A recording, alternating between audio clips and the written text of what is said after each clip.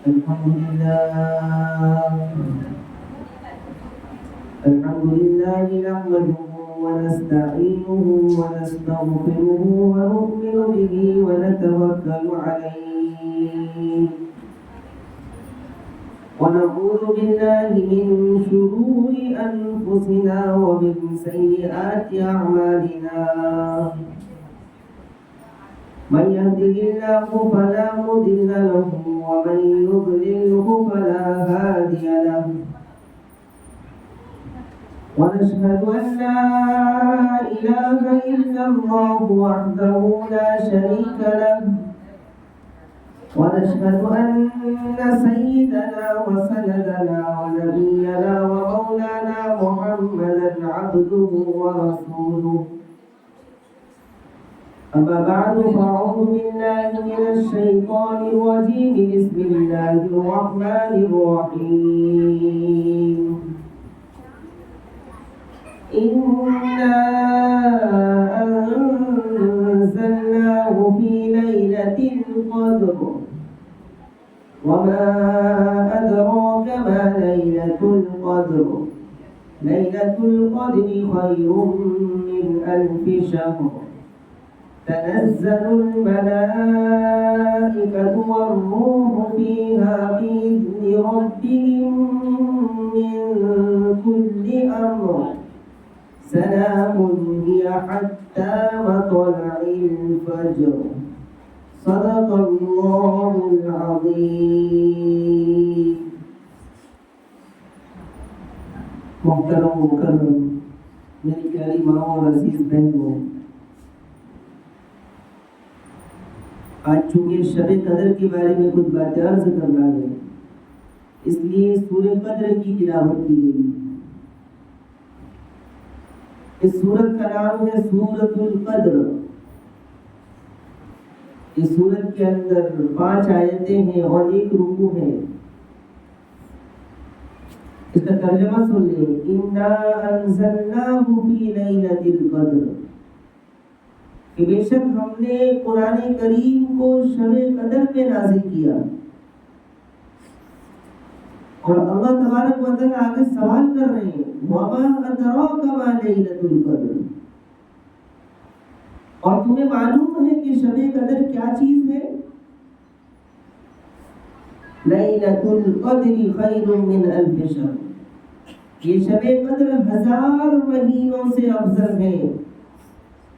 تنزل الملائکۃ والروح، اس میں فرشتے اور روح القدس اترتے ہیں، بِإِذْنِ رَبِّهِمْ، اپنے پروردگار کی حکم سے، من کل امر، ہر کام کو انجام دینے کے لیے۔ سلام، یہ رات سراپا سلامتی والی ہے، حتی مطلع الفجر، اور یہ رات صبح صادق کے طلوع ہونے تک رہتی ہے۔ اصل میں اللہ کے رسول صلی اللہ علیہ وسلم نے ایک مرتبہ صحابہ کرام کے سامنے حضرت سلیمان علیہ السلام کی حکومت کا ذکر فرمایا، حضرت ذوالقرنین کی حکومت کا ذکر فرمایا کہ ان کی حکومت کی مدت 500 مہینے تھی۔ 500 مہینے انہوں نے حکومت کی۔ اور ایک مرتبہ بنی اسرائیل کے بہت بڑے بزرگ گزرے ہیں، ان کا قصہ سنایا۔ 1000 سال تک انہوں نے عبادت کی۔ اس زمانے میں لوگوں کی عمر بہت ہوتی تھی، تو 1000 سال تک انہوں نے عبادت کی۔ تو صحابہ کرام کو بڑا افسوس ہوا کہ کیسی عبادت کی ہوگی، اور اللہ کے کتنے نیک بندے ہوں گے۔ اور ہمارے نبی صلی اللہ علیہ وسلم نے فرمایا کہ میری امت کی درمیانی عمر 60 سے 70 سال۔ تو صحابہ کرام کو افسوس ہوا کہ ہم ان کے مقام کو کیسے پا پائیں گے، جنہوں نے 1000 سال تک عبادت کی۔ اور اللہ نے ایک عابد کا ذکر کیا ہمارے نبی نے کہ وہ راتوں کو عبادت کرتے تھے اور دن بھر روزے رکھتے تھے، اور بنی اسرائیل کے اندر تو ان کی عمر 1000 سال کی ہوتی تھی۔ تو اللہ تعالیٰ نے یہ بشارت سنائی شب قدر عطا فرما کر کے کہ شب قدر 1000 مہینوں سے بہتر ہے. صحابہ کرام کو جو افسوس ہوا، ان کے دل میں جو تکلیف ہوئی کہ یا اللہ ہم کیسے اتنا بڑا مقام حاصل کر سکیں گے، ہمیں اتنی عبادت کا ثواب کیسے ملے گا. تو اللہ نے اپنے فضل و کرم سے یہ سورت نازل فرمائی اور اس میں خوشخبری دی کہ 1000 مہینوں سے بھی زیادہ بہتر ہے یہ رات شب قدر. اِنَّا أَنزَلْنَاهُ فِي لَيْلَةِ الْقَدْرِ، ہم نے اس کو شب قدر میں نازل کیا، قرآن کریم کو. پہلے بھی یہ بات آئی ہے کہ رمضان اور قرآن دونوں کا بہت گہرا تعلق ہے. رمضان اور قرآن دونوں میں بہت گہری نسبت ہے. اس لیے صحابہ کے بارے میں آتا ہے اور بڑے بڑے بزرگوں کے بارے میں، آج کے جو بڑے اکابرین ہیں ان کے بارے میں بھی آتا ہے کہ رمضان میں زیادہ سے زیادہ صرف قرآن کی تلاوت کرتے. حضرت امام اعظم ابو حنیفہ رحمۃ اللہ علیہ کے بارے میں آتا تھا کہ پورے رمضان میں 63 قرآن ختم کرتے. 63 قرآن، ایک قرآن دن میں ختم کرتے تھے، ایک قرآن رات میں پڑھتے تھے، اور 3 قرآن تراویح میں مکمل کرتے تھے. تو اللہ تعالیٰ فرماتے ہیں کہ ہم نے اس کو شب قدر میں نازل کیا. اور آگے فرماتے ہیں کہ تمہیں معلوم ہے کہ شب قدر کیا چیز ہے؟ تعجب کے لیے پوچھ رہے کہ تمہیں معلوم ہے، کیا تم جانتے ہو شب قدر کیا چیز ہے؟ پھر اللہ تعالیٰ کو جواب دے کہ شب قدر 1000 مہینوں سے افضل ہے. اب اس سورت کا جو نام ہے سورت القدر، قدر کی کیا معنی؟ تو قدر کے معنی میں تھوڑا الگ الگ قول ہے. بعضوں نے کہا کہ قدر کے معنی تقدیر کے ہیں، تقدیر کے. چونکہ شب قدر میں اللہ تبارک و تعالیٰ پورے سال میں کیا کیا ہونے والا ہے، کس کو کتنی روزی ملنے والی ہے، اور کون کتنا زندہ رہنے والا ہے، کس کو بیماری، کس کو شفا، ساری چیزوں کی لسٹ اللہ تبارک و تعالیٰ فرشتوں کے حوالے کرتے ہیں اور حکم کو نافذ فرماتے ہیں. تو قدر کی معنی تو تقدیر، یہ ہماری تقدیر کا پورے سال کا فیصلہ اللہ تبارک و تعالیٰ اس کی لسٹ فرشتوں کے ہاتھ میں دیتے ہیں. تو اس کا مطلب یہ نہیں کہ اسی دن وہ لکھا جاتا ہے، لکھا تو بہت پہلے گیا ہے. صحیح قول کے مطابق انسان کے پیدا ہونے سے پہلے، حتیٰ کہ زمین و آسمان کے بنائے جانے سے پہلے اللہ نے سب کی تقدیر لکھ دی ہے. اور ایک معنی ہے قدر کے، قدر و منزلت، کسی چیز کی قدر کرنا، کسی چیز کی قدر ہونا. تو شب قدر میں چونکہ جو انسان عبادت کر لیتا ہے وہ قدر والا ہو جاتا ہے، اس کا مقام بڑھ جاتا ہے.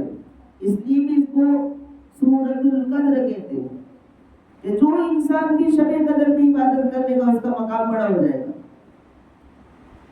تو چونکہ آخری عشرہ آج سے شروع ہونے والا ہے، آج سے رمضان کا آخری عشرہ شروع ہونے والا ہے. 2 عشرے تو بہت تیزی کے ساتھ گزر گئے، اب آخری عشرہ تو ہمیں اپنی عبادت کے لیے فارغ کر رہا ہے. لیکن ہوتا کیا ہے کہ شروع کے 2 عشرے میں ہم لوگ عبادت کر لیتے ہیں اور آخری عشرہ غفلت کا شکار ہو جاتا ہے. آخری عشرے میں عید کی تیاری ہے، بازار ہے، شاپنگ ہے، اور ادھر ادھر رشتہ داروں سے ملنا، دعوتوں میں جانا. تو زیادہ تر ایسا ہوتا ہے کہ آخری عشرے میں غفلت ہو جاتی ہے. کیونکہ اللہ کے رسول صلی اللہ علیہ وسلم نے ایک حدیث میں فرمایا کہ تحروا لیلۃ القدر فی الوتر من العشر الاواخر من رمضان، کہ شب قدر کو رمضان کے آخری عشرے کی تاک راتوں میں تلاش کرو. شب قدر کو رمضان کے آخری عشرے کی تاک راتوں میں تلاش کرو، یہ آپ صلی اللہ علیہ وسلم نے فرما دیا. اصل میں شروع زمانے کے اندر شب قدر متعین تھی کہ شب قدر کب آنے والی، اور اللہ کے رسول صلی اللہ علیہ وسلم کو شب قدر دکھلائی گئی کہ یہ شب قدر ہے، اس کی تعین ہے، لیکن آپ صلی اللہ علیہ وسلم جیسے ہی باہر نکلے تو دیکھا کہ دو صحابی جھگڑ رہے ہیں، دو لوگوں کے جھگڑے ہو رہے آپس میں. تو دو لوگوں کے جھگڑے کی وجہ سے اللہ کے رسول صلی اللہ علیہ وسلم فرماتے ہیں کہ شب قدر کی تعین مجھے دکھلا دی گئی تھی کہ یہ شب قدر ہے، لیکن دو لوگوں کے جھگڑا کرنے کی وجہ سے اس کی علامت، اس کی تعین ہٹا دی گئی. تو اس سے ایک تو یہ پتہ چلتا ہے کہ جھگڑے کے کتنے بڑے نقصان ہیں، کہ جھگڑا کرنے کی وجہ سے اللہ کی مدد، اللہ کی رحمت اور اللہ کی برکتیں ختم ہو جاتی ہیں. شب قدر جب نظر آ جاتی اور شب قدر متعین ہوتی تو کتنی بڑی سعادت مندی ہوتی. لیکن آپ نے فرمایا کہ شب قدر مجھے دکھلائی گئی تھی، دو صحابی جھگڑا کر رہے تھے جس کی وجہ سے اس کی تعین ختم کر دی گئی. تو یہ جھگڑا یہ بڑی مصیبت کا سبب ہے، فتنے کا سبب ہے، اور جہاں جھگڑا ہوگا وہاں اللہ کی مدد کبھی نہیں آئے گی. جہاں جھگڑا ہوگا وہاں اللہ کی رحمت نہیں آئے گی. جہاں جھگڑا ہوگا وہاں اللہ کی برکتیں نہیں اترے گی، چھین لی جائے گی. تو اس کی تعین، شب قدر کی تعین کے ہٹانے کے پیچھے بھی بہت بڑی اللہ کی حکمت ہے. اگر شب قدر متعین ہوتی تو انسان اسی وقت عبادت کرتا پھر چھوڑ دیتا. مثلا 21 کی رات کو شب قدر ہے تو بس 21 کی رات کو جس وقت شب قدر ہونے والی ہے لوگ اٹھ کر کی عبادت کرتے اور اس کے بعد پورے سال چھوڑ دیتے. تو اس لیے بھی اللہ تعالیٰ نے اس کی تعین ہٹا دی تاکہ انسان پورے رمضان میں اور خاص کر کے آخری عشرے میں اور خاص کر کے آخری عشرے کی تمام راتوں میں اس کو تلاش کرے. اللہ کے رسول صلی اللہ علیہ وسلم اس کو تلاش کرنے کے لیے اعتکاف فرماتے. پورے رمضان کا بھی اعتکاف فرمایا، عقید کے 2 شروع کا اعتکاف فرمایا، اور خاص کر کے رمضان کے آخری عشرے کا اعتکاف تو ضرور فرماتے تھے آپ صلی اللہ علیہ وسلم. کیوں؟ تاکہ شب قدر مل جائے. شب قدر کو میں پالوں، شب قدر مجھے مل جائے. اور امت کو بھی ترغیب دی کہ تم بھی شب قدر کو تلاش کر لو. اگر شب قدر تمہیں مل جاتی ہے تو اس میں کوئی بھی عمل، کوئی بھی عبادت کر لینا 1000 مہینوں سے زیادہ افضل اور بہتر ہے. تو یہ فضیلت مل گئی. ایک انسان کو 10 سال اگر شب قدر نصیب ہو گئی تو وہ انسان بنی اسرائیل کی جو عمریں تھی 1000 سال اس سے بھی زیادہ عبادت کرنے والا ہو جائے. تو کس طریقے سے اللہ تعالیٰ نے ہمیں انعام دیا ہے. اور حضرت انس رضی اللہ تعالیٰ عنہ فرماتے ہیں کہ اللہ کے رسول صلی اللہ علیہ وسلم نے فرمایا کہ یہ شب قدر امت محمدیہ کی خصوصیت ہے. ہمارے نبی کی برکت سے ہمیں ملا ہے. پچھلی امتوں کو یہ رات نہیں ملی، پچھلی امتوں کو شب قدر نہیں ملی. تو اللہ کے رسول صلی اللہ علیہ وسلم کی برکت سے اللہ تعالیٰ نے ہمیں عطا فرمایا ہے. اس کی قدر کرنی چاہیے، اس کو تلاش کرنا چاہیے. اور اس کو تلاش کیسے کریں گے؟ تو سب سے بہتر تو یہ ہے کہ روزانہ عشاء کی نماز پابندی سے پڑھے، آخری عشرے میں بھی اور زندگی بھر بھی. اور فجر کی نماز پابندی سے پڑھے. اللہ نے موقع دیا تو تہجد پڑھے، تہجد میں دعائیں کر لیں. تو جو انسان عشاء کی نماز پڑھ لے گا اور فجر کی نماز پڑھے گا اور اس رات اگر شب قدر ہو گئی تو کچھ نہ کچھ شب قدر کا حصہ اس کو مل جائے گا. اور شب قدر ایسا نہیں کہ پوری رات رہتی ہے، بس شب قدر ایک لمحے کے لیے آتی ہے وہ گھڑی، اور آتی ہے وہ چلی جاتی ہے. بہت زیادہ دیر تک وہ باقی نہیں رہتی ہے. شب قدر بہت دیر تک باقی نہیں رہتی ہے، باقی تھوڑی دیر کے لیے وہ گھڑی آتی ہے جس کو خاص شب قدر کا حصہ کہتے ہیں، اور تھوڑی دیر میں وہ چلی جاتی ہے.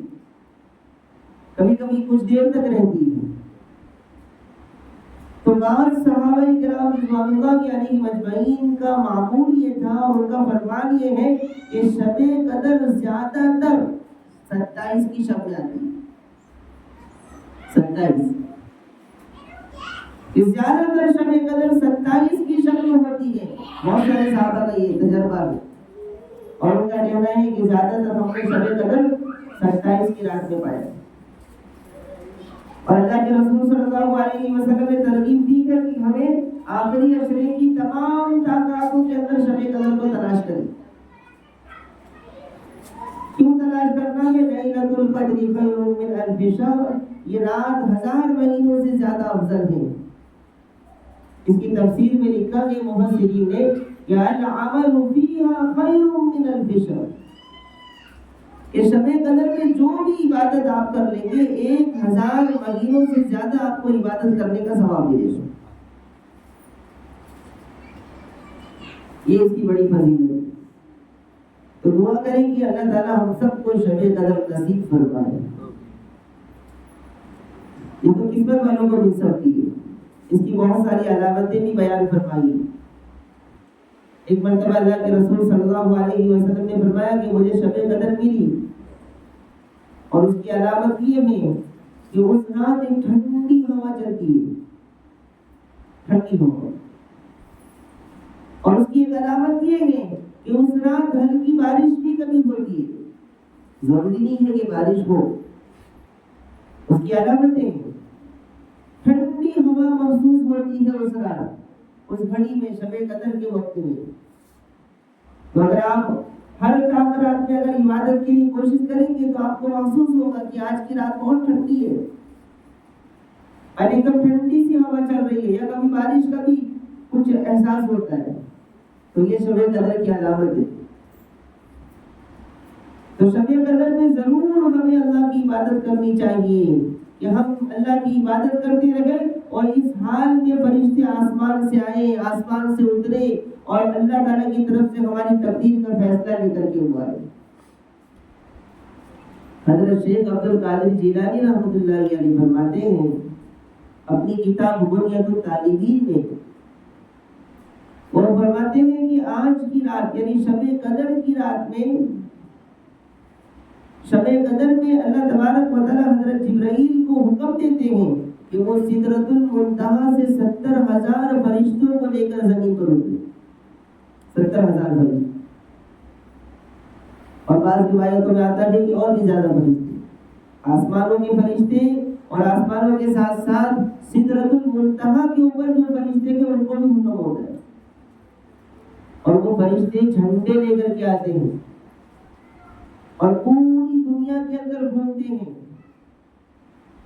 اور ہر گھر میں داخل ہوتے ہیں، ہر گھر والوں کی دعا پر آمین کہتے ہیں، ہر شخص سے مسافہ بھی کرتے ہیں. تو اللہ کے فرشتے مسافہ کرتے ہیں تو کیسے پتہ چلے گا؟ تو کہا کہ دل بہت زیادہ نرم ہوتا ہے اس وقت اور دل میں رونا آتا ہے، اپنے گناہوں پر توبہ کا جذبہ پیدا ہوتا ہے اس وقت. تو کہ ہر گھر میں داخل ہوتے ہیں. حضرت شیخ عبد القادر جیلانی فرماتے ہیں کہ ہر گھر میں فرشتے داخل ہوتے ہیں،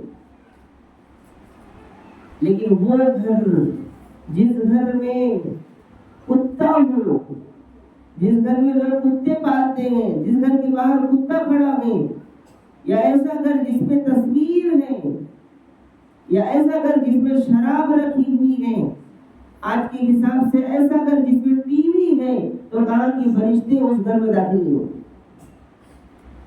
اور یہ تو حدیث سے ثابت ہے. تو کہا کہ وہ گھر جس میں کتا ہو، کتا پال رکھا ہو، گھر کے باہر کتا کھڑا ہے، یا وہ گھر جس میں تصویر ہے یا ٹی وی ہے، یا وہ گھر جس میں شراب رکھی ہوئی ہے، یا کوئی انسان اس گھر میں ناپاک ہے، تو کہا کہ ایسے گھروں کے اندر فرشتے داخل نہیں ہوں گے. تو کتنی بڑی معمولی کی چیز ہے. ہر گھر میں داخل ہو رہے ہیں، ہر شخص کی دعا پر آمین کہہ رہے ہیں، لیکن میرے گھر میں اگر ٹی وی ہے، تصویر ہے، کتا ہے یا شراب ہے، تو یہ فرما دیا کہ اس گھر میں فرشتے نہیں آئیں گے. تو اس گھر میں کتنی بے برکتی ہوگی. اس لیے اگر ہمارے گھروں میں ایسی کوئی چیز ہے تو آج جا کر کے سب سے پہلے ان چیزوں سے اپنے گھروں کو پاک کر لیں، ورنہ ہم فرشتوں کے اپنے گھر میں آنے سے محروم رہ جائیں گے. یہ خاص فرشتے ہیں آسمان سے آنے والے.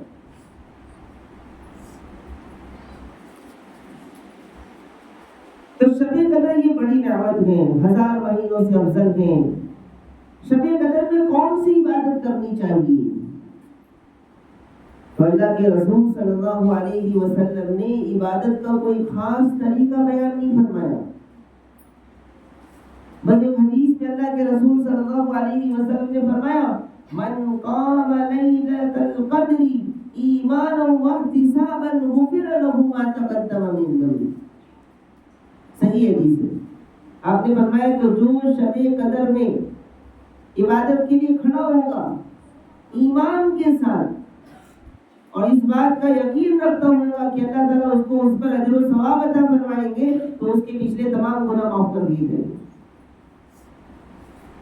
شب قدر میں عبادت کے لیے کھڑا ہو، ایمان کے ساتھ کھڑا ہو اور اس بات کا یقین ہو کہ اللہ تعالیٰ مجھے اس پر ثواب عطا فرمائیں گے، تو اس کی برکت سے اللہ تبارک و تعالیٰ اس کے پچھلے تمام گناہوں کو معاف فرما دیں گے۔ یعنی اگر ہم نے شب قدر تلاش کرنا شروع کیا، 5 طاق راتیں ہیں، 21، 23، 25، 27 اور 29، ان 5 راتوں میں اگر ہم عبادت کے لیے اٹھے اور ہم نے اللہ کی عبادت کی اور اس میں نمازیں پڑھی، دعائیں مانگی، استغفار کیا اور ہم نے یہ رات پا لی، تو اللہ کے رسول صلی اللہ علیہ وسلم فرماتے ہیں کہ اس کے پچھلے تمام گناہوں کو معاف کر دیا جائے۔ یعنی شب قدر کا پا لینا، شب قدر میں عبادت کر لینا، یہ ہمارے تمام گناہوں کے معاف ہونے کی بشارت ہے۔ تو کتنی بڑی فضیلت آ گئی۔ یقیناً ہم تو گنہگار ہیں، ہم نے تو بہت گناہ کیے، پوری زندگی ہماری تو گناہوں میں گزری ہے، ہمارے جسم کا کوئی حصہ بھی گناہ سے خالی نہیں، ہمارے جسم کا کوئی حصہ گناہوں سے باقی نہیں ہے۔ تو ہمیں تو بہت زیادہ اللہ تعالیٰ کے سامنے معافی مانگنا ہے، توبہ کرنا ہے۔ تو ہم لوگوں کو تو شب قدر میں ضرور عبادت کرنی چاہیے، شب قدر کی تلاش میں دعاؤں میں لگے رہیں، عبادت میں لگے رہیں۔ تو کہا کون سی عبادت کرے؟ تو کہا کہ کوئی خاص عبادت نہیں، کوئی مخصوص عبادت نہیں ہے۔ اللہ کے رسول صلی اللہ علیہ وسلم نے صرف عبادت کا حکم دیا کہ جو کھڑا رہے گا، جو تلاش کرے گا، ایمان کے ساتھ، یقین کے ساتھ، اس کے پچھلے تمام گناہوں کو معاف کر دیا جائے گا۔ اور شب قدر مل گئی تو 1000 مہینوں سے زیادہ افضل عبادت کا ثواب ملے گا اس کو۔ 1000 مہینے یعنی 83 سال 4 مہینے ہوتے ہیں۔ عام طور پر ہماری عمریں اس وقت کا جو زمانہ چل رہا ہے، اس وقت ہماری عمر بہت زیادہ 50، 60، 70، 80 تو کسی کی بہت مشکل سے ہوتی ہے۔ جو پہلے زمانے کے جو باقی ہیں ان کی عمریں 80، 100 سال چل رہی ہیں، لیکن نئی نسل کی جو عمریں ہیں وہ 70 کی عمر بہت مشکل سے جا رہی ہے۔ اب میری عمر ہی 70 سال اگر ہے ایک انسان کی، تو وہ کتنی عبادت کرے گا؟ مکمل 70 سال عبادت تو نہیں کر سکتا۔ اس میں بچپن کا زمانہ، گناہوں کا زمانہ، جوانی کا غفلت کا زمانہ، اس کے بعد کی تھوڑی بہت عبادت، اور کہتے ہیں کہ ایک مرتبہ شب قدر مل گئی تو 83 سال 4 مہینے تک عبادت کرنے کا ثواب ملتا رہے گا۔ تو کہا کہ شب قدر کی کوئی خاص عبادت نہیں ہے، تو کیا کرنا چاہیے؟ تو کہا کہ عشاء کی نماز پڑھے پہلے جماعت کے ساتھ، اگر مرد حضرات ہیں تو جماعت سے پڑھے، عورتیں گھر میں انفرادی پڑھے۔ تو کہا کہ سب سے پہلا کام تو عشاء کی نماز وقت پر، اور اگر اللہ نے طاقت دی ہے تو عشاء کی نماز کے بعد عبادت میں لگے۔ تو کہا کون سی عبادت کرنی ہے؟ تو کہا کوئی خاص عبادت نہیں ہے، نفل نمازیں پڑھ دو، صلاۃ التوبہ پڑھ لے 2 رکعت، 2 رکعت صلاۃ التوبہ پڑھے۔ صلاۃ التوبہ یعنی اپنے تمام گناہوں سے اللہ کے سامنے معافی مانگنا۔ اے اللہ میں 2 رکعت صلاۃ التوبہ پڑھتی ہوں، تو 2 رکعت صلاۃ التوبہ پڑھ لیں، یہ کم سے کم کی بات کر رہا ہوں، کوئی زیادہ بھی پڑھ سکتا ہے۔ 2 رکعت صلاۃ الشکر پڑھ لیں، شکر ادا کرے کہ اللہ تو نے اتنی مبارک رات ہمیں عطا فرمایا، اتنی مبارک گھڑیاں تو نے ہمیں عطا فرمائی۔ 2 رکعت صلاۃ الحاجت پڑھ لیں، حاجت کی معنی ضرورت، ہماری زندگی کی بہت ساری ضرورتیں ہیں، بہت سارے ہمارے کام رکے ہوئے ہیں، تو 2 رکعت صلاۃ الحاجت پڑھ لیں اور اللہ تعالیٰ سے ساری حاجتوں کو مانگے بیٹھ کر کے۔ اللہ نے موقع دیا تو صلاۃ التسبیح بھی پڑھے. صلاۃ التسبیح کی نماز اس کی بڑی فضیلت ہے. اگر اللہ نے موقع دیا ہے، آپ کے پاس ہمت ہے، وقت ہے، اگر آپ صلاۃ التسبیح پڑھنا چاہیں گے تو ایک مرتبہ صلاۃ التسبیح اگر آپ اطمینان سے پڑھیں گے تو آدھا گھنٹہ لگے گا. آدھے گھنٹے میں آپ کی نماز ہو جائے گی. لیکن اس پر بھی مغفرت کے وعدے ہیں. اللہ کے رسول صلی اللہ علیہ وسلم نے فرمایا کہ جو انسان اپنے چچا حضرت عباس سے فرمایا ایک ایسی چیز بتلاؤ کہ جس سے اللہ تبارک و تعالیٰ چھوٹے بڑے اگلے پچھلے جان کر کیے ہوئے، انجانے میں کیے ہوئے، چھپ کر کیے ہوئے، کھل کر کیے ہوئے ان تمام گناہوں کو اللہ تعالیٰ معاف کر دے گا.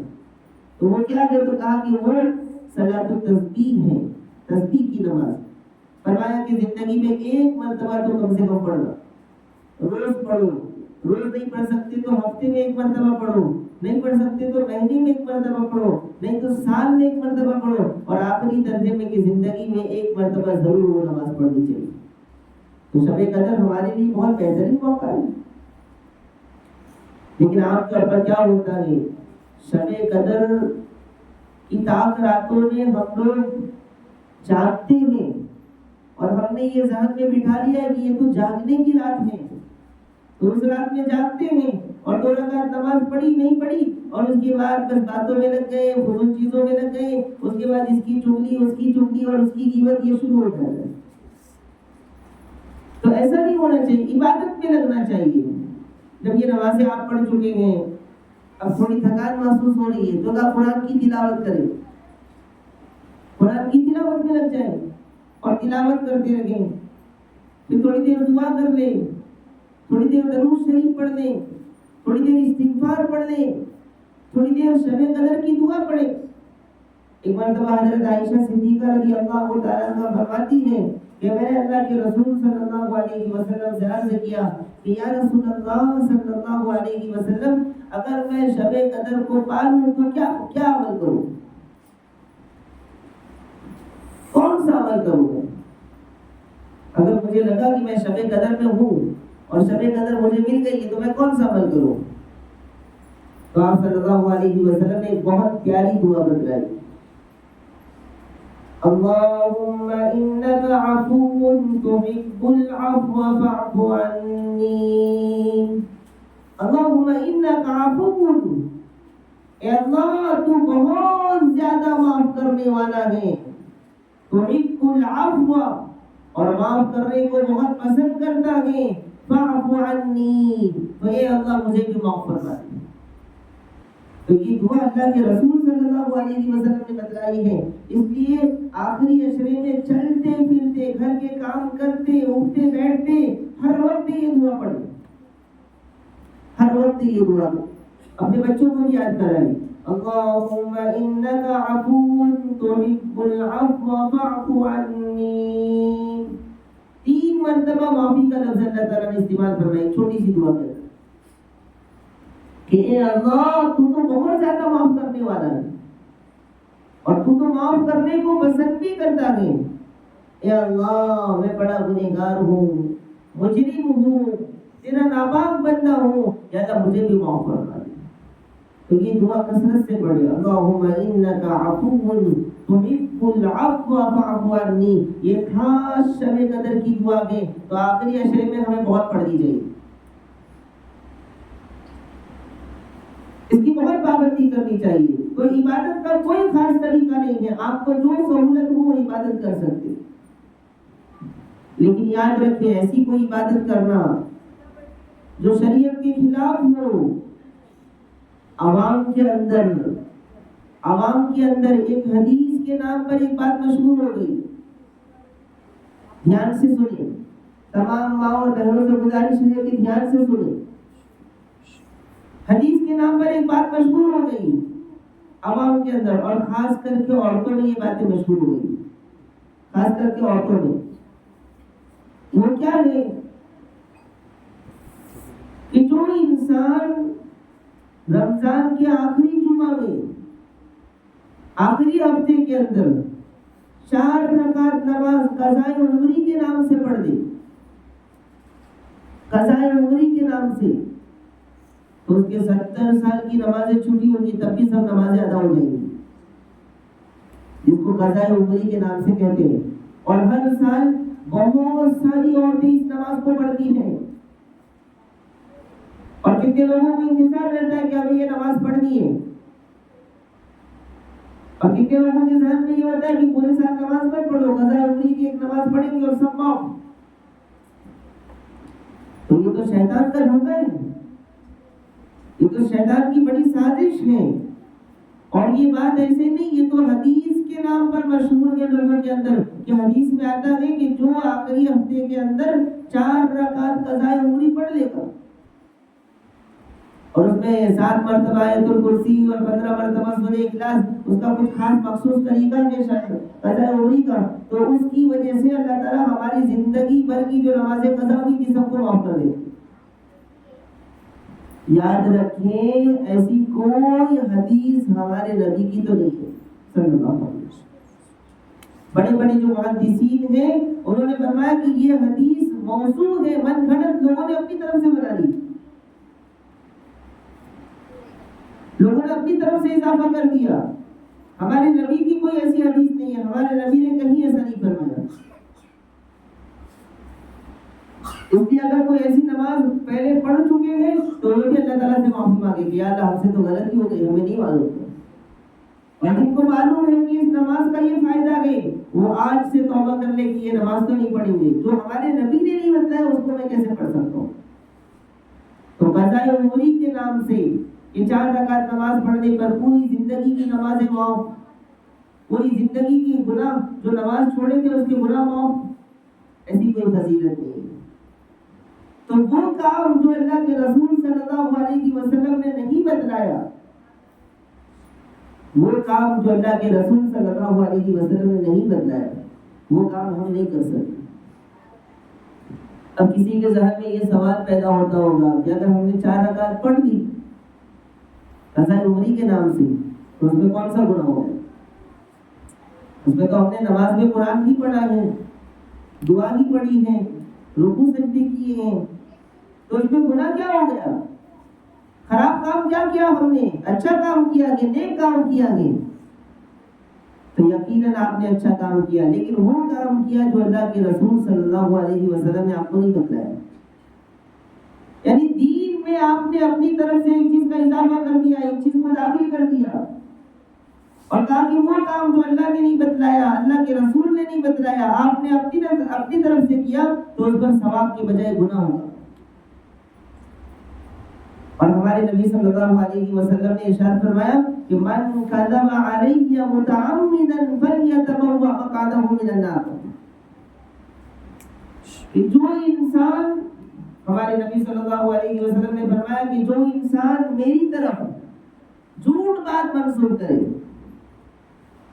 میں نے وہ بات نہیں کہی ہے اور میری طرف نسبت کر رہا ہے، تو اللہ کے رسول صلی اللہ علیہ وسلم نے فرمایا کہ اس کو چاہیے کہ اپنا ٹھکانہ جہنم میں بنا لے۔ اگر آپ کے ذہن میں یہ ہے کہ ہمارے نبی نے ایسا فرمایا کہ 4 رکعت قضاء عمری پڑھیں گے تو اس سے تمام نمازیں معاف ہو جائیں گی، تو اگر آپ یہ سوچ لگیں گے تو آپ اپنا ٹھکانہ جہنم بنا لیں۔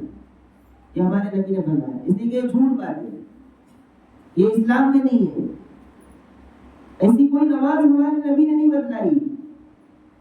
اگر آپ کسی کو یہ نماز بتلا رہیں گے تو آپ خود بھی جہنم میں اپنا ٹھکانہ بنا رہیں گے اور سامنے والے کو بھی جہنم میں لے جانے کا ذریعہ بن گے۔ ابھی آخری عشرے کے اندر آخری جمعہ کے موقع پر یہ میسج بہت زیادہ وائرل ہوگا، آپ کے پاس بھی آئیں گے، ویڈیوز بھی آئیں گے، اور آپ بھی پتہ نہیں کتنے لوگوں کو شیئر کریں گے، اس لیے ایسی چیزوں سے بچنا چاہیے۔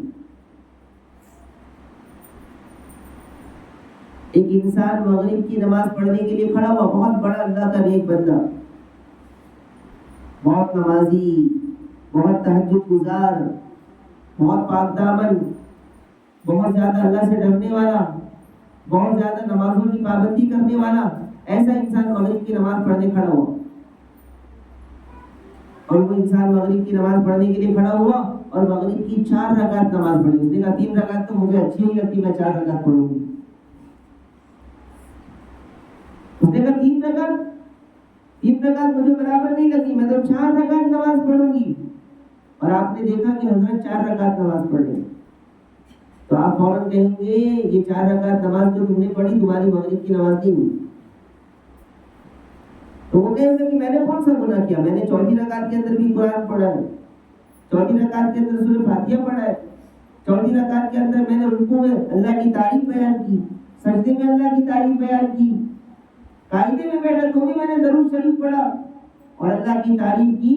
تو آپ کہیں گے کہ آپ نے یقیناً کوئی گناہ نہیں کیا ہے، لیکن اللہ کے رسول صلی اللہ علیہ وسلم نے جو نماز کا طریقہ بتلایا تھا، جو طریقہ بتلایا تھا اور جو انداز بتلایا تھا کہ مغرب کی 3 رکعت پڑھنی ہے، آپ اس سے آگے بڑھ گئے اور آپ نے 4 رکعت نماز پڑھ دی، تو آپ کی نماز بھی نہیں ہوگی، آپ گنہگار ہو جائیں گے۔ اس لیے ہمیں دین پر عمل کرنا ہے، دین میں اضافہ نہیں کرنا، دین میں اپنی طرف سے کسی چیز کو بنانا نہیں ہے۔ اس لیے میری مائیں اور بہنیں، خاص کر کے اس حدیث کے نام پر کہ 4 رکعت قضاء عمری کی حدیث ہے، ایسی کوئی فضیلت ہے، نہ خود عمل کرے نہ کسی کو عمل کرنے کی ترغیب دے، اور کوئی عمل کر رہا ہے تو اسے محبت سے سمجھانے کی کوشش کرے۔ یہ تو شیطانی دھوکہ ہے کہ ہم سب کچھ چھوڑ دیں، پورے سال نماز نہ پڑھے، پوری زندگی نماز نہ پڑھے اور یقین رکھے کہ میں قضاء عمری کی نماز پڑھیں گے اور سب معاف ہو جائے، یہ تو دھوکہ ہے۔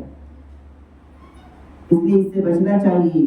تو کہا کہ کون سی عبادت کرنی چاہیے، میں نے وہ بھی تفصیل سے آپ لوگوں کو بتایا کہ شب قدر میں کون سی عبادت کرنی چاہیے۔ عبادت کا کوئی خاص طریقہ نہیں ہے، جتنی ہو سکتا ہے نفل نمازیں پڑھے، قرآن کی تلاوت کرے، صلاۃ التسبیح پڑھے، صلاۃ التوبہ پڑھے، صلاۃ الحاجت پڑھے، اسی طریقے سے قرآن کریم کی تلاوت کرے، آیت الکرسی پڑھے، جو بھی آپ کو اللہ تعالیٰ نے طاقت دی ہے ذکر کرے، اسی طریقے سے کچھ دعائیں پڑھے، دعا مانگے، انفرادی دعا کرے، الگ الگ دعا کرے، پورے گھر والوں کو جمع کر کے دعا کرے، اجتماعی دعائیں کرے، اللہ تعالیٰ کے سامنے بیٹھے، اپنی موت کو یاد کرے، موت کا مراقبہ کرے۔ یہ بہت سارے کام ہمارے لیے کرنے کے راستے ہیں، اس لیے کہ اللہ کے رسول صلی اللہ علیہ وسلم نے فضیلت بیان فرما دی اور ہمیں اجازت دے دی کہ جو عبادت چاہے وہ کر سکتے، لیکن شریعت کے دائرے میں ہونا چاہیے۔ تو یہ شب قدر میں ان راتوں کو ضائع نہ کریں، ان راتوں کو جاگنے میں نہ لگائیں۔ یہ جاگنے کی راتیں نہیں ہیں، یہ عبادت کی راتیں ہیں، جاگنے کی راتیں پھر جاگ کر کے گزار دیں، تو جاگنے کی راتیں نہیں، عبادت کرنے کی راتیں ہیں، عبادت کرنے کی راتیں ہیں۔ اس رات میں زیادہ سے زیادہ عبادت کریں۔ اگر آپ کچھ نماز بھی نہیں پڑھ سکتے تو کم سے کم قرآن تو پڑھتے رہیں، کم سے کم اعتکاف کی نیت کر کے تھوڑی دیر کے لیے اعتکاف میں بیٹھ جائیں، قرآن کی تلاوت کرتے رہیں۔ نہیں قرآن کی تلاوت ہو رہا ہے تو کم سے کم سبحان اللہ پڑھے، کم سے کم استغفر اللہ پڑھے، کم سے کم جنت کو مانگنے کی دعا جو شروع میں نے آپ کو سکھلائی تھی وہ دعا پڑھے، جنت مانگے، جہنم سے اللہ کی پناہ مانگے، اللہم انک عفو تحب العفو فاعف عنی، یہ دعا پڑھے۔ یہ ساری چیزیں ہمارے پاس، دعا مانگے، اپنے گناہوں کو یاد کرے، تھوڑی دیر بیٹھے اللہ کے سامنے تنہائی میں اور بیٹھ کر کے اپنے گناہوں کو یاد کرے کہ اللہ میں نے یہ گناہ کیا ہے، یا اللہ میں نے یہ گناہ کیا ہے، یا اللہ میں نے یہ گناہ کیا ہے، اپنے تمام گناہوں کو یاد کرے اور اللہ کے احسانات کو بھی یاد کرے کہ اللہ تو نے اتنا احسان کیا میرے اوپر، میرے اتنے گناہوں کے باوجود بھی تو نے اتنا انعام کیا میرے اوپر۔ اور اس وقت دل کی گہرائی سے سچی پکی توبہ کریں، اللہ کے سامنے روئیں اور معافی مانگیں کہ یا اللہ میری زندگی تو گناہوں میں گزری ہے، یا اللہ پتہ نہیں یہ رات مجھے ملے گی یا نہیں ملے گی، یا اللہ آج مجھے معاف فرما دے اور یا اللہ میرے لیے جنت کا فیصلہ فرما دے۔ ایک بہت بہترین عمل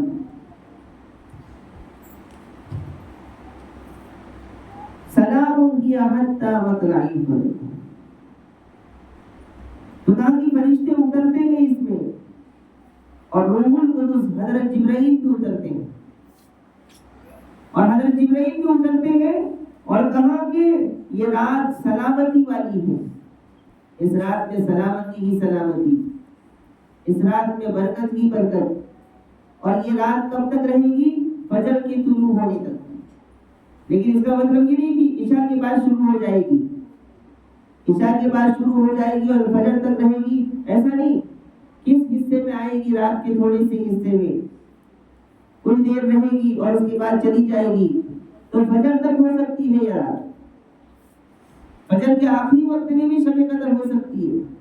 خاص سحری کرنے بیٹھے اور اس وقت شب قدر کا وقت شروع ہو، تو ایسا بھی ہو سکتا ہے. اس لیے اس کی قدر کریں اور یاد رکھیں کہ جہاں اللہ کی طرف سے نیکیوں کا وعدہ ہوتا ہے وہیں گناہوں میں بھی اضافہ ہوتا ہے. چوری کرنا یہ بہت بڑا گناہ ہے، لیکن کوئی انسان مسجد میں جا کر چوری کرے یہ تو اور خطرناک. کوئی انسان حرم شریف میں چوری کرے تو وہاں تو اور بھی زیادہ گناہ ہوگا. ایسے ہی شب قدر میں جہاں 1000 مہینوں سے زیادہ عبادت کرنے کا ثواب ملتا ہے، وہی اگر ہم نے شب قدر میں کوئی گناہ کر لیا،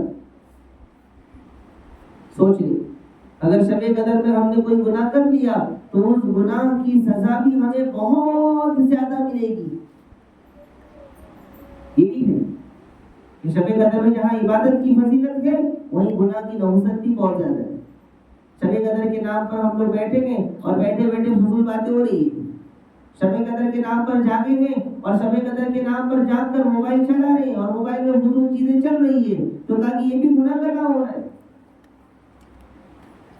تو کہا کہ اگر طاقت ہے، اللہ نے طاقت دی ہے تو عبادت کرے، اور طاقت نہیں ہے تو سو جائے، لیکن گناہ نہ کرے. پوری رات جاگنا ہے، موبائل میں لگے ہیں، بیٹھے ہیں، فضول باتیں ہو رہی ہے، ہنسی مذاق ہو رہی ہے، اس کی برائی اس کا مذاق اس کا مذاق، اور ہنسی مذاق پہ رات گزر رہا ہے، تو کہا کہ یہ تو پھر گناہ کا کام ہو گیا.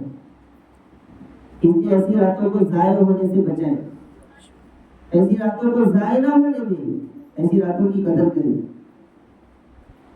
بہت قیمتی چیز ہے. اللہ تبارک و تعالی ہمیں اس کی قدردانی کی توفیق نصیب فرمائے.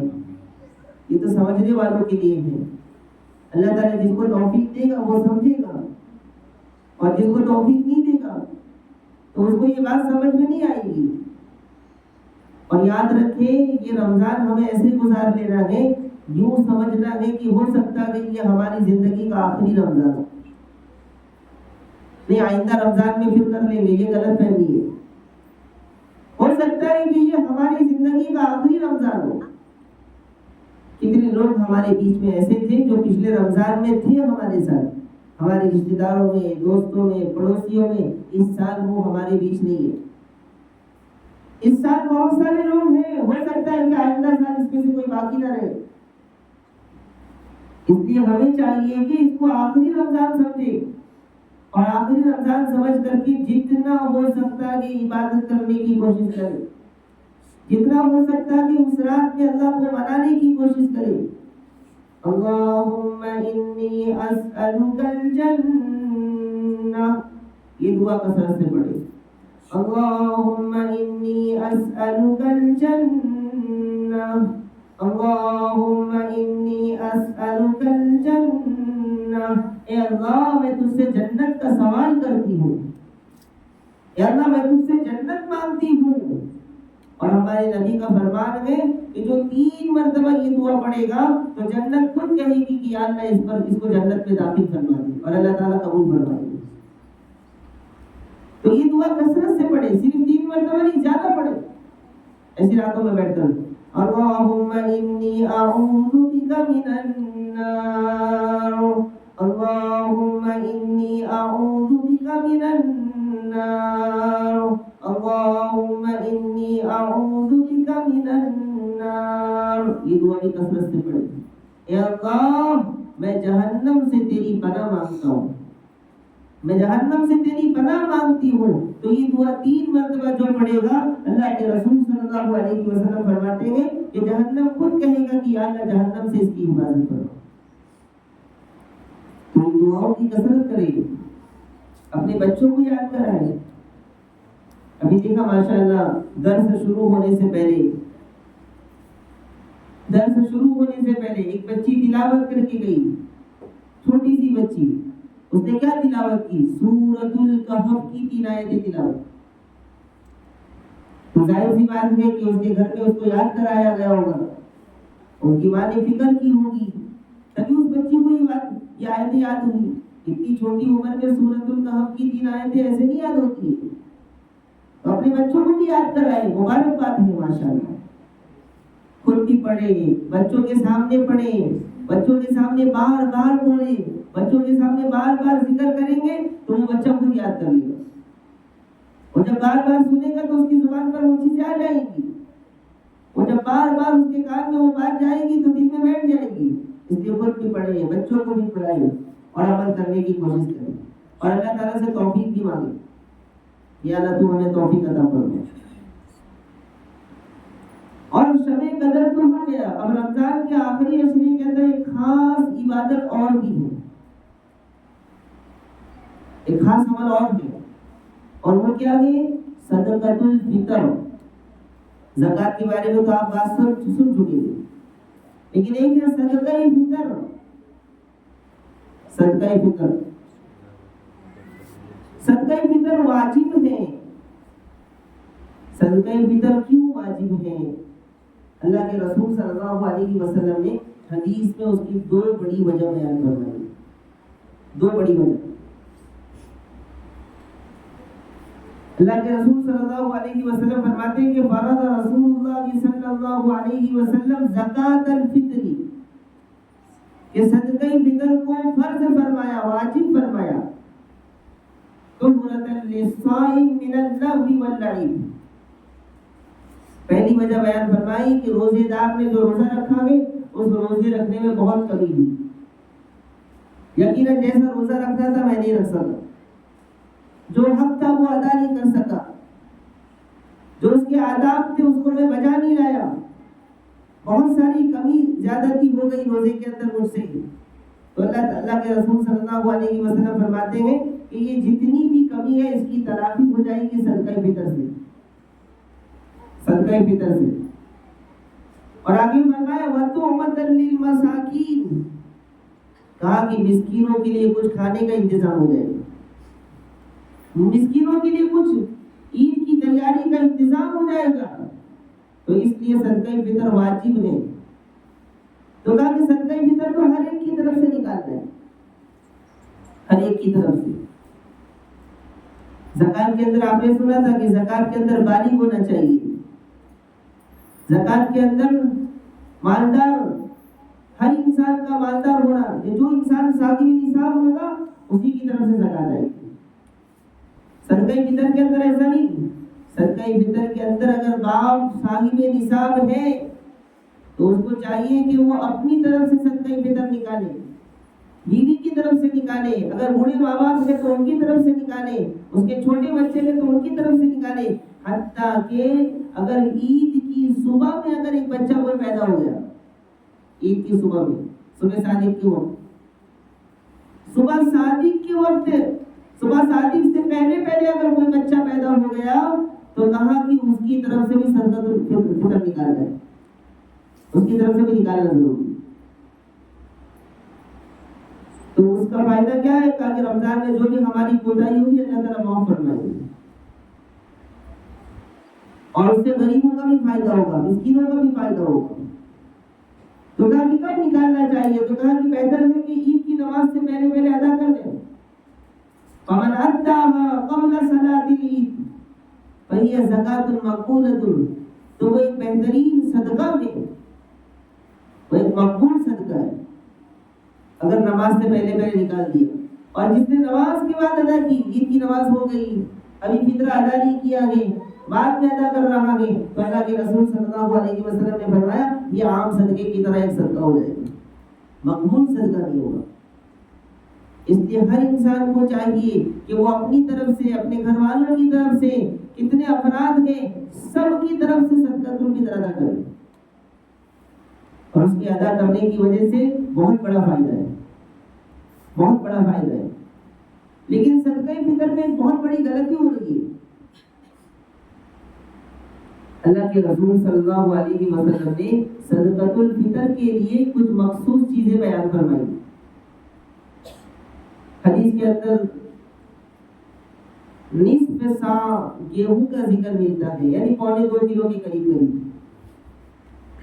اسی طریقے سے حدیث کے اندر 1 سا جو 3.5 کلو جو اسی طریقے سے حدیث کے اندر 3.5 کلو کشمش، اور اسی طریقے سے حدیث کے اندر 3.5 کلو کھجور کا بھی ذکر ملتا ہے۔ ان 4 چیزوں میں سے کوئی ایک چیز کو سامنے رکھ کر صدقہ فطر ادا کرو۔ تو اس وقت جو کرناٹک کے جو علماء کی ٹیم ہے، جمعیت علماء ہند، ان کی طرف سے یہ طے ہوا کہ گیہوں کے حساب سے 90 روپے صدقہ فطر کم سے کم، سب سے کم درجہ گیہوں کے حساب سے۔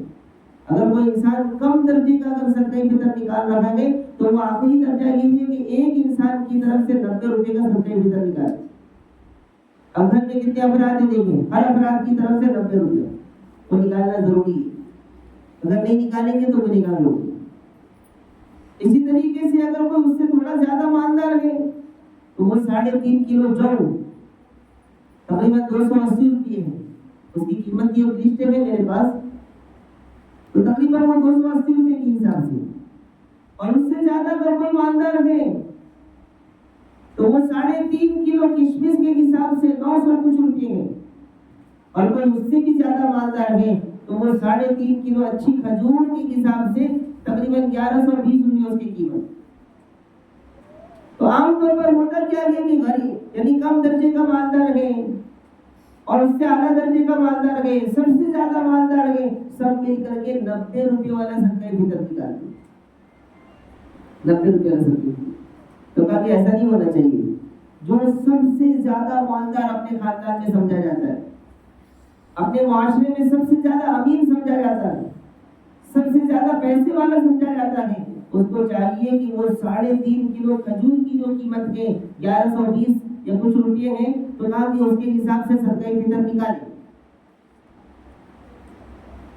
وہ دیکھیں کہ اللہ تعالیٰ نے اس کو کتنا مال دیا ہے، اگر بہت مال دیا ہے تو اس کو چاہیے کہ وہ سب سے اعلیٰ درجے والا صدقہ فطر نکالے، یعنی جتنے افراد ہیں سب کی طرف سے 1120 روپے کے حساب سے نکالے۔ اس سے کم درجے کا ہے تو وہ 900 کے حساب سے نکالے، 3.5 کلو کشمش کی قیمت۔ اس سے کم درجے کا کوئی مالدار ہے تو وہ 3.5 کلو جو 280 روپے کے حساب سے نکالے، اور اس سے کم درجے کا اگر کوئی ہے تو وہ آخری درجے میں 90 روپے کے حساب سے صدقہ فطر نکالے۔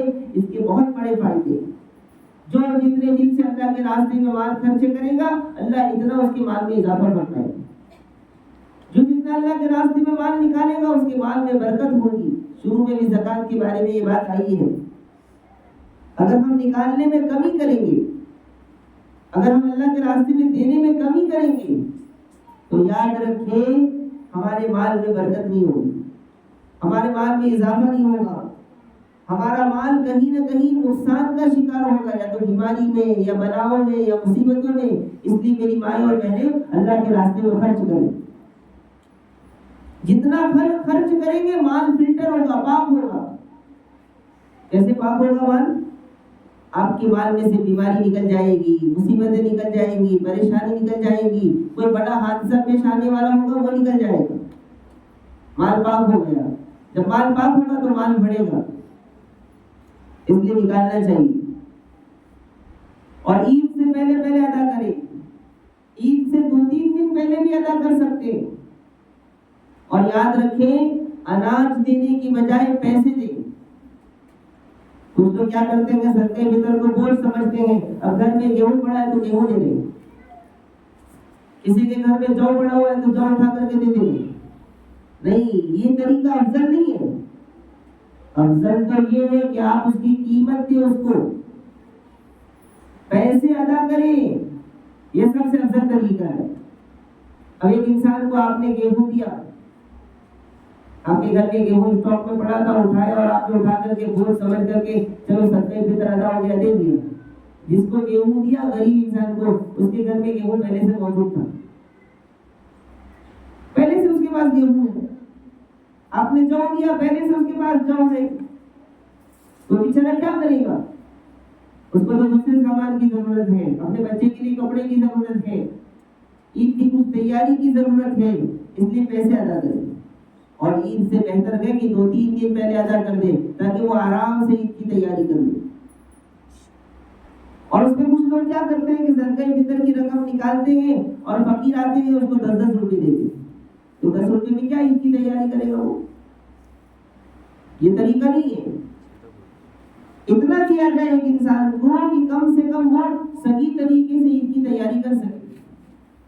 کم سے کم ایک انسان کا صدقہ فطر تو مکمل اس کو دیا جائے. اب ہر آنے والے فقیر کو 10-10 روپے 10-10 روپے دے رہے تو بیچارے کی عید کی کوئی تیاری نہیں ہوگی. اس لیے ایسا نہیں ہونا چاہیے. جس انسان کو دے رہے ہیں اس کو پورے گھر والوں کا صدقہ فطر دے دے تاکہ اس کے گھر کی عید کی تیاری ہو جائے. عید کا سامان لے آئے, عید کی خوشیاں منا لے آپ کے مال کے ذریعے, تو اس کا اللہ تعالیٰ آپ کو اجر عظیم عطا فرمائے. تو یہ صدقہ فطر کے بارے میں کچھ باتیں ہیں. اور کچھ شب قدر کے بارے میں باتیں آئیں. ایک بہت اہم عمل آپ لوگوں کو بتلا رہا ہوں. آپ سب ارادہ کریں گے انشاءاللہ اس پر ضرور عمل کریں گے. اب شب قدر میں جتنی عبادت بھی کروں گا, جتنا عمل میں کروں گا, آج سے شب قدر شروع ہونے والی ہے. آخری عشرے کی پہلی تاخرات آج ہے. آج جب مغرب کے بعد سورج غروب ہوگا مغرب میں, تو اس کے بعد جو رات آئے گی یہ پہلی تاخرات ہوگی. تو آج سے شروع.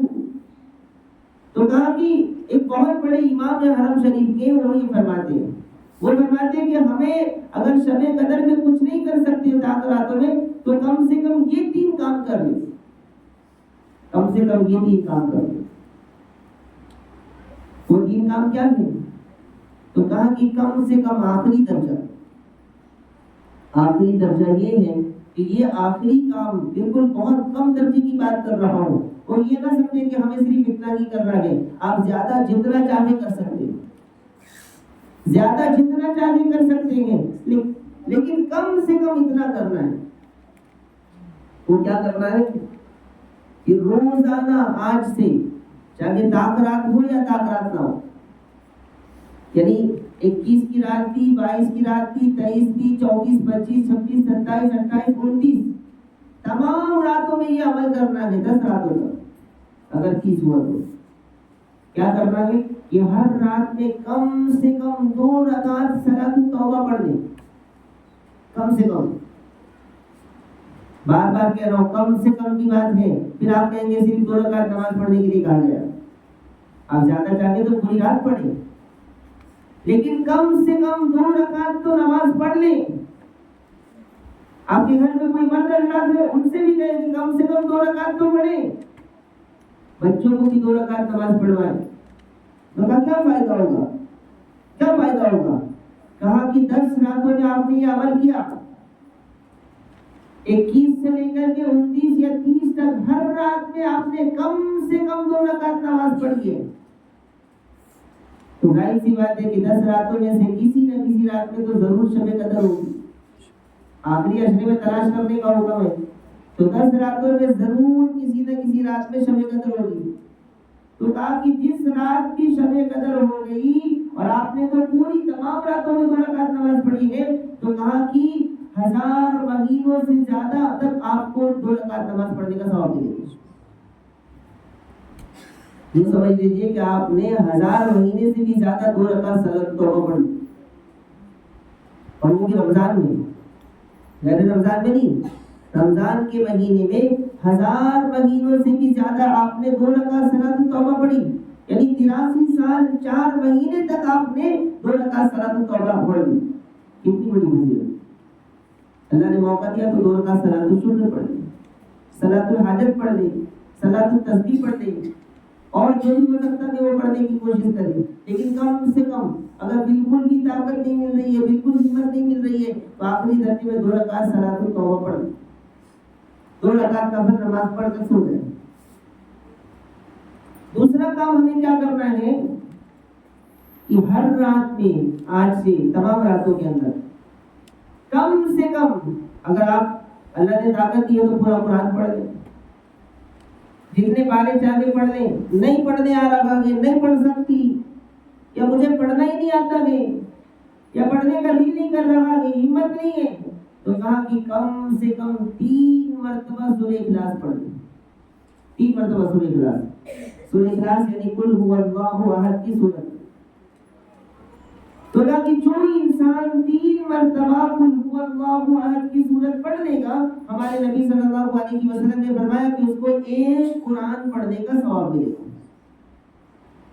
یہ کبھی بھی پڑھ سکتے آپ، 3 مرتبہ سورہ اخلاص پڑھ لیا تو 3 مرتبہ سورہ اخلاص پڑھنے کی وجہ سے 30 پارے یعنی ایک قرآن پڑھنے کا ثواب ملے گا۔ اب 10 راتوں میں آپ نے 3 مرتبہ سورہ اخلاص پڑھا گے تو کسی نہ کسی رات میں شب قدر ہوگی، تو آپ کو 83 سال 4 مہینے تک ایک قرآن پڑھنے کا ثواب ملے گا۔ سوچے تو صحیح کہ کیسی نیکی ملتی ہے۔ 3 مرتبہ سورہ اخلاص پڑھا، 3 مرتبہ سورہ اخلاص پڑھنے کی وجہ سے قرآن پڑھنے کا ثواب، اور 10 راتوں میں کسی رات میں شب قدر ہو گئی تو 83 سال 4 مہینے تک آپ نے ہر رات میں ایک قرآن مکمل کیا، ایسا ثواب ملے گا۔ اور تیسرے نمبر پہ کیا کرنا ہے؟ تو کہا کہ تیسرے نمبر پر کم سے کم، زیادہ بھی کر سکتے آپ، آخری درجے میں کم سے کم 10 روپیے اللہ کے نام پر صدقہ کریں۔ وہ زکوٰۃ الگ، صدقہ فطر الگ، یہ صدقہ الگ۔ پھر آپ زکوٰۃ کے مال میں سے 10 روپئے دیں گے تو وہ ادا نہیں ہوگا، یہ نفلی صدقہ۔ تو کہا کہ کم سے کم، زیادہ چاہے تو آپ 1000 روپئے نکال سکتے ہیں، اللہ نے طاقت دی ہے تو 10,000 نکالے، لیکن آخری درجے میں کم سے کم 10 روپئے ہر رات میں صدقہ کریں، ہر رات میں صدقہ نکالے 10 روپئے۔ اور 10 راتوں میں سے اگر ہر رات میں آپ نے صدقہ نکالا اور کسی بھی رات میں شب قدر ہو گئی تو 83 سال 4 مہینے تک اللہ تعالیٰ 10 روپئے صدقہ کرنے کا ثواب عطا فرمائے۔ یہ تو کم سے کم کی بات ہوگی۔ آپ 10 روپئے نکالیں، اپنے بچوں کے ہاتھ سے 10 روپئے نکالنے لگائیں، آپ کی نماز پڑھیں، بچوں کو بھی نماز پڑھوائیں، یہ تو کم سے کم کی بات ہو گئی۔ اگر آپ پوری رات عبادت کر رہے ہیں، صلاۃ التوبہ بھی پڑھ رہے ہیں، صلاۃ الحاجت پڑھ رہے ہیں، صلاۃ الشکر پڑھ رہے ہیں، صلاۃ التسبیح پڑھ رہے ہیں، قرآن کی تلاوت، ذکر، درود شریف، استغفار، توبہ، تو اگر 10 راتوں میں کسی رات میں بھی شب قدر ہو گئی تو 10 راتوں میں سے اگر کسی رات میں شب قدر آپ نے پالی تو 83 سال 4 مہینے تک یہ تمام عبادت کرنے کا ثواب ملتا ہے۔ تو بنی اسرائیل کے بزرگوں سے کیا آگے بڑھ جائے۔ تو اصل میں باتیں تو کرنا بہت آسان ہے، سننا بھی آسان ہے، اصل تو یہ ہے کہ میں ان باتوں پر عمل کرنے والی بن جاؤں۔ اللہ تعالیٰ سب سے پہلے مجھے اور ہم سب کو اور پوری امت کے تمام افراد کو ان باتوں پر عمل کرنے کی توفیق عطا فرمائے، یقین نصیب فرمائے۔ اللہ تعالیٰ ہم سب کو شب قدر نصیب فرمائے، شب قدر میں اللہ اپنی مرضی کے مطابق ہمیں عبادت کرنے کی توفیق نصیب فرمائے۔ آمین وآخر دعوانا الحمدللہ رب العالمین۔ کچھ سوالات رہ گئے پرسوں کے،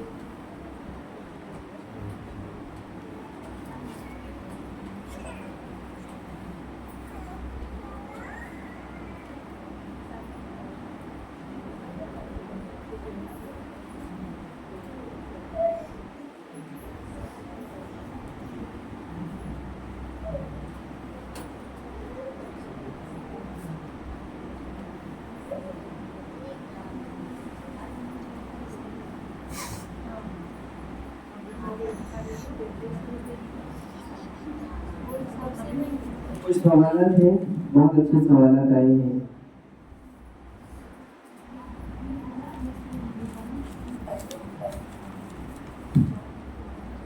پہلا سوال یہ پہلے کی پرچی رہ گئی تھی کہ اگر کسی نے سحری کی اور نیت بھی کر لی، سحری کھا لیا اور نیت بھی کر لی، پھر معلوم ہوا کہ ابھی سحری کا وقت اور بھی باقی ہے، ابھی آدھا گھنٹہ اور باقی ہے، 20 منٹ اور باقی ہے، کیا وہ اس درمیان میں کچھ کھا پی سکتا ہے؟ سمجھ میں آئی بات؟ سوال پہلے سمجھنا چاہیے۔ ایک انسان نے سحری کر لی اور نیت بھی کر لی اور ابھی اور بھی ٹائم باقی ہے، ابھی آدھا گھنٹہ اور باقی ہے، تو کیا آپ نیت کرنے کے بعد اور سحری کرنے کے بعد جب نیت کر لی تو دوبارہ کھا سکتا ہے؟ تو کیا کھا سکتا ہے؟ کوئی خطرہ نہیں۔ اگر ابھی سحری کا وقت باقی ہے تو جب تک سحری کا وقت باقی ہے اس وقت تک آرام سے وہ جتنا چاہے کھا سکتا ہے، اسے کوئی حرج نہیں ہے۔ ہاں سحری کا وقت ختم ہو گیا، اب کچھ بھی کھا نہیں سکتا، کچھ بھی پی نہیں سکتا، صرف نیت کر لیا ہے تو اس کی وجہ سے کھانا پینا اس کے لیے منع نہیں ہے۔ دوسرا سوال ہے، اگر کوئی بیماری کی وجہ سے روزہ نہیں رہتا تو اس کا کتنا فدیہ دینا ہوگا؟ اگر کوئی روزہ بیماری کی وجہ سے، سب سے پہلے میں اس کی وضاحت کر دوں کہ کیسی بیماری ہونی چاہیے۔ کیسی بیماری ہونی چاہیے؟ ایسی بیماری ہے کہ اس کے کبھی بھی اچھا ہونے کا امکان نہیں ہے۔ ایسی بیماری ہے کہ اب یقین ہو گیا کہ میں ایسا بیمار ہوں کہ اب کبھی اچھا نہیں ہو پاؤں گا، اور روزہ رکھنے کی بالکل طاقت نہیں ہے اس کے اندر، اور آئندہ اسے یقین بھی نہیں ہے کہ میں اچھا ہوں گا اور میں روزہ رکھ پاؤں گا۔ اور ماہر ڈاکٹر نے بھی اس کو بتا دیا ہے، ماہر ہونا چاہیے، دیندار ہونا چاہیے، ہر ڈاکٹر کی بات نہیں کر سکتے، ورنہ ڈاکٹر تو جانے کے ساتھ ہی آپ کو منع کرے گا، یہ مت کھاؤ، وہ مت کھاؤ، یہ مت کرو، وہ مت کرو۔ تو دیندار ہونا چاہیے، تقوی والا ہونا چاہیے۔ تو ایسی صورت میں اگر وہ انسان روزہ رکھنے کی بالکل طاقت نہیں رکھتا ہے اور آئندہ اسے یقین بھی نہیں ہے کہ میری طبیعت اچھی ہوگی اور میرے اندر طاقت آئے گی کہ میں روزہ رکھ پاؤں، تو کہا کہ ایسے انسان کے لیے شریعت میں روزے کے بدلے میں فدیہ ہے۔ زیادہ تر بڑی عمر کے ہو گئے، 60-70 سال عمر ہے، 80 سال عمر ہے، لیکن پہلے بھی میں نے کہا تھا روزے کا تعلق ایمان کے ساتھ ہے۔ آج بھی 90 سال کی بوڑھی عورتیں، 90 سال کے بوڑھے مرد حضرات وہ بھی روزہ رکھ رہے ہیں، ایسے لگتی ہے، ان کو چلنے نہیں آ رہے لیکن روزہ نہیں چھوڑ رہے۔ تو اگر بہت بیماری کی حالت میں اور ایسا لگتا ہے کہ میں روزہ رکھنے پر بالکل قادر نہیں ہوں اور آئندہ بھی نہیں رکھ سکتی، تو ان کے لیے فدیہ ہے۔ تو فدیہ کیا ہے؟ تو کہا کہ صدقہ فطر کی جو مقدار ہے، ابھی میں نے آپ کو تفصیل سے بتایا کہ کم سے کم درجہ 90 روپے، تو 90 روپے کے حساب سے نکالے، یعنی اگر 30 روزہ گئے تو 2700 روپے ہوتے، ہر روزے کا ایک روزے کا ایک فدیہ 90 روپے۔ اگر کوئی اس سے اعلیٰ درجے کا مالدار ہے تو وہ اعلیٰ درجے کا نکالے۔ لیکن ہمارے معاشرے میں کیا ہو گیا، جوان ہے، کم عمر ہے، تھوڑا بخار ہے تو روزہ نہیں رکھ سکتے، اس کا فدیہ نکالنے کی ضرورت ہے، ایسا نہیں ہے۔ ایک انسان رمضان میں بیمار ہو گیا، رمضان میں بیمار ہو گیا اور اسے یقین ہے کہ رمضان کے بعد میری طبیعت اچھی ہوگی، میں روزہ رکھ لوں گا، تو شریعت کہتی ہے کہ فدیہ نکالنا اس کے لیے جائز نہیں ہے، اس کو چاہیے کہ وہ روزہ ہی رکھے۔ اگر فدیہ نکال بھی دیا ہے اور فدیہ نکالنے کے بعد اس کی طبیعت اچھی ہو گئی تو وہ فدیہ وہ صدقہ بن جائے گا اور روزہ رکھنا ضروری ہوگا، نہیں رکھے گا تو گنہگار ہو جائے گا۔ تیسرا سوال سنیے، اگر تھوڑے روزے رکھا پھر طبیعت خراب ہوئی تو تھوڑے روزوں کا کیا؟ کسی نے 15 روزے رکھے اور 15 روزے کے بعد بیمار ہو گیا، تو ابھی میں نے سمجھایا کہ اگر وہ ایسا بیمار ہو گیا، ایسا کمزور ہو گیا کہ آگے کبھی اچھا نہیں ہو سکتا، تب تو اس کے لیے فدیہ آ گئی، لیکن بس طبیعت خراب ہو گئی تھی، ابھی صحت مند ہے، ابھی 10-15 دن میں طبیعت ٹھیک ہو جائے گی، تو عید بار کی روزے کی قضاگی کرنی پڑے گی، فدیہ دینا اس کے لیے جائز نہیں ہوگا۔ اگر فدیہ دے گا تو فدیہ ادا نہیں ہوگا۔ اسی طریقے سے ایک سوال آیا ہے کہ حیض والی عورتیں، اگر کوئی عورت حیض میں مبتلا ہے تو اس رات میں کیا عبادت کرے؟ تو میں نے آپ کے سامنے وضاحت کی تھی کہ ایسی عورتیں نماز نہیں پڑھ سکتی، ایسی عورتیں نماز نہیں پڑھ سکتی، ایسی عورتیں قرآن نہیں پڑھ سکتی، ایسی عورتیں روزہ نہیں رکھ سکتی، ایسی عورتیں طواف نہیں کر سکتی، ایسی عورتیں قرآن چھو نہیں سکتی، اس کے علاوہ تمام چیزیں کر سکتی۔ تو کوئی اگر ایسی عورت ہے تو وہ بیٹھ کر کے ذکر کرے، وہ بیٹھ کر کے ذکر کرے، وضو کر لے، وضو کر کے بعد بیٹھ کر کے ذکر کرے، درود شریف پڑھے، دوسری دعائیں پڑھے، استغفار کی کثرت کرے، دعائیں مانگے، اللہ کے سامنے روئے، یہ ساری چیزیں کرنے کی اجازت ہوگی۔ صرف آپ نماز نہیں پڑھ سکتی اور قرآن کی تلاوت نہیں کر سکتی، قرآن کی تلاوت اگر ہو رہی ہے تو سننے کی بھی اجازت ہے، لیکن آپ قرآن پڑھ نہیں سکتے، قرآن کو چھو نہیں سکتے اور اس رات کوئی نماز نہیں پڑھ سکتے۔ لیکن یاد رکھیے ایک مسئلہ میں بتلا دوں، اللہ تعالیٰ اتنا بڑا غفور الرحیم ہے کہ اگر آپ کے دل میں وہ نماز پڑھنے کا ارادہ ہے، آپ کے دل میں طلب ہے کہ میں شب قدر کو پاؤں اور تاک راتوں میں یہ عبادت کروں، تو اگر آپ کے دل میں یہ ارادہ ہے، یہ طلب ہے، تو اللہ تبارک و تعالیٰ اس حال میں بھی آپ کو اس کا ثواب عطا فرمائے گا، کیونکہ آپ اپنی طرف سے نہیں، اللہ کی طرف سے مجبور ہیں، قدرتی طور پر آپ مجبور ہوئے ہیں، آپ کے دل میں تو ارادہ ہے۔ اور حدیث کا خلاصہ یہ ہے کہ جس عمل کرنے کی میری نیت ہے اور میں اس کی پابندی کرتا ہوں، لیکن کسی وجہ سے اگر میں اس کو نہیں کر پایا تو اس کا ثواب ہی ملے گا۔ تو ایسا ہی ہے، تو اس حالت میں آپ نماز نہ پڑھیں، دن میں روزہ نہ رکھیں اور اسی طریقے سے قرآن کریم کی تلاوت نہ کریں، اس کے علاوہ سارے کام آپ کر سکتے ہیں، درود شریف پڑھیں، استغفار کریں، دعا پڑھیں، جنت کی دعا پڑھیں، جہنم سے بچنے کی دعا پڑھیں اور بیٹھ کر کے دعاؤں میں شامل ہو، یہ ساری چیزیں کرنے کی اجازت ہوگی۔ اور اللہ تعالیٰ سے امید رکھیں گے کہ آپ جو عبادت کرنا چاہ رہے ہیں ان ساری عبادتوں کا اللہ تعالیٰ آپ کو ثواب بھی عطا فرمائیں گے انشاءاللہ۔ اور ایک نماز پڑھی جاتی ہے مغرب کے بعد 6 رکعت، 2 رکعت والدین کے لیے، 2 رکعت روزی کی برکت کے لیے اور 2 رکعت عمر درازی کے لیے۔ ایسی نماز کا بھی ثبوت نہیں ہے، ایسی نمازوں سے ہمیں بچنا چاہیے۔ البتہ مغرب کے بعد ایک نماز ہے 6 رکعت اوابین کی نماز، وہ روزانہ پڑھ سکتے ہیں، آخری طاقت سے اس کا کوئی خاص تعلق نہیں۔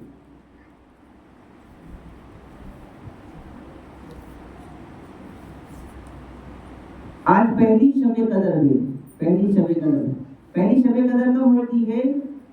20 روزہ ختم ہوتا ہے، جیسے ہی 20 روزہ ختم ہوگا اس کے بعد جو رات آئے گی وہ پہلی شب قدر ہوگی۔ تو آج الحمدللہ 20واں روزہ ہے، اور یاد رکھیں اسلام میں پہلے رات آتی ہے پھر دن آتا ہے، تو 21 کی رات پہلے آئے گی اور 21 کا دن پھر اس کے بعد آئے گا۔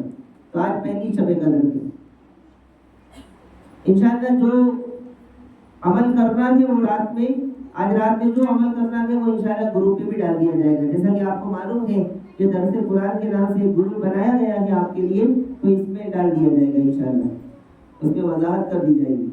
اور شب قدر کا وقت مغرب سے شروع ہوتا ہے، جیسے ہی مغرب کی اذان ہو گئی اس وقت سے شب قدر کا وقت، یہ پہلی رات کا وقت شروع ہو گیا۔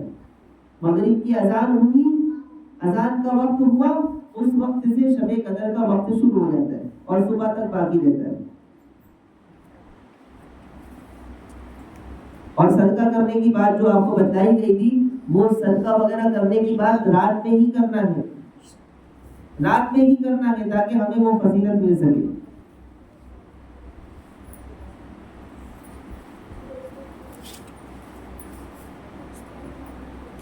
ناپاک اس کی وضاحت کریں۔